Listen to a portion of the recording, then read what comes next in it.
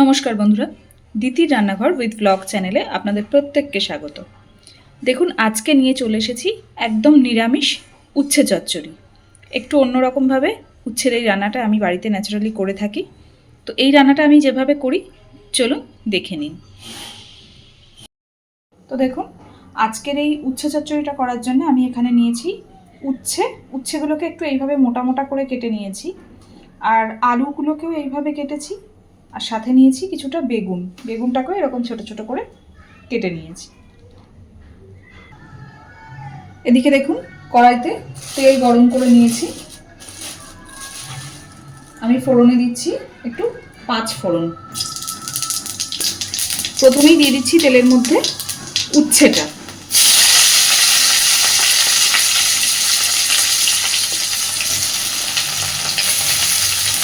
উচ্ছেটাকে minute 2 একটু নাড়াচাড়া করে নেব।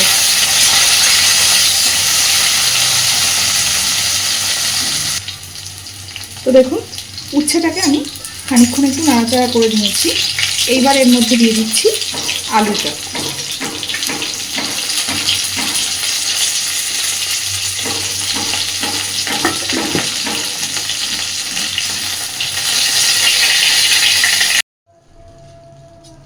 আলুটাও একটু নাড়াচাড়া করে নিয়েছি ভালোভাবে।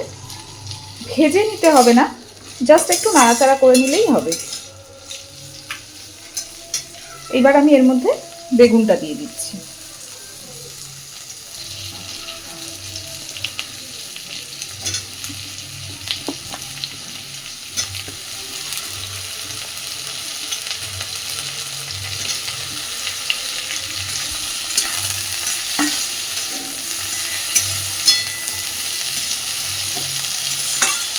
একই সাথে পরিমাণ মতন লবণ আর হলুদটাও এখানে দিয়ে দেব।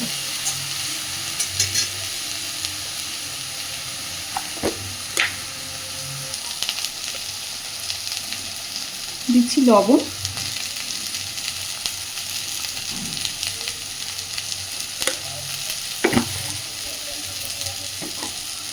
এবার দিচ্ছি হলুদ গুঁড়ো।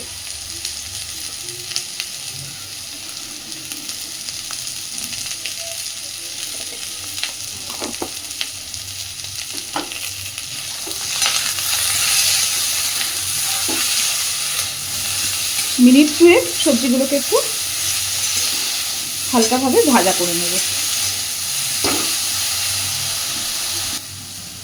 দেখুন, সবজিগুলো একটু ভেজে নিয়েছি। এবার এর মধ্যে আমি দিয়ে দিচ্ছি সর্ষে কাঁচা লঙ্কা বাটা। এখানে আমি ছোট ছোট 2টো কাঁচা লঙ্কা দিয়েছি। অনেকেই হয়তো আপনারা বলবেন যে উচ্ছের তরকারি বা তিতোতে লঙ্কাটা চলে না, কিন্তু এই রান্নাটাতে একটুখানি লঙ্কাটা, অল্প একটু লঙ্কা দিলে না রান্নাটা খেতে বেশি ভালো হয়।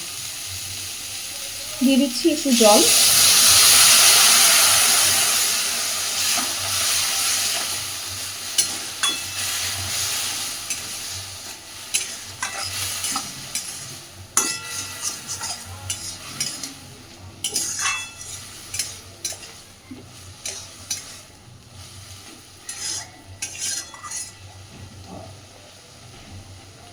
এইবার এটা কষানোর বা বেশিক্ষণ ধরে সর্ষে তো ভাজার কোনো ব্যাপার নেই।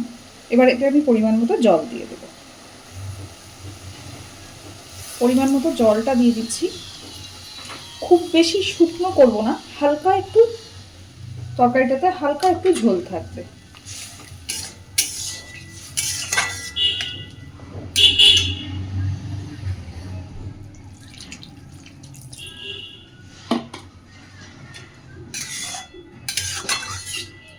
এবার ভালোভাবে তরকারিটা ফুটিয়ে নেব, যাতে আলু উচ্ছে সব কিছু সিদ্ধ হয়ে যায়। দেখুন, তরকারিটা কিন্তু আমার রেডি। সব কিছু সুন্দর সিদ্ধ হয়ে গেছে, উচ্ছে আলু সবই সিদ্ধ হয়ে গেছে, আর এইটুকু ঝোল আমি এখানে রাখবো। এইবার গ্যাসের ফ্লেমটাকে অফ করে দিয়ে ওপর থেকে আমি একটু কাঁচা সর্ষের তেল এখানে দিয়ে দিচ্ছি।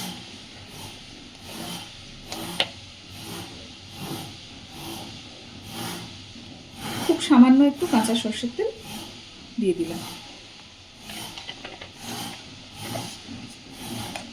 একদম নিরামিষভাবে উচ্ছের এই তরকারিটা আমার একদম রেডি।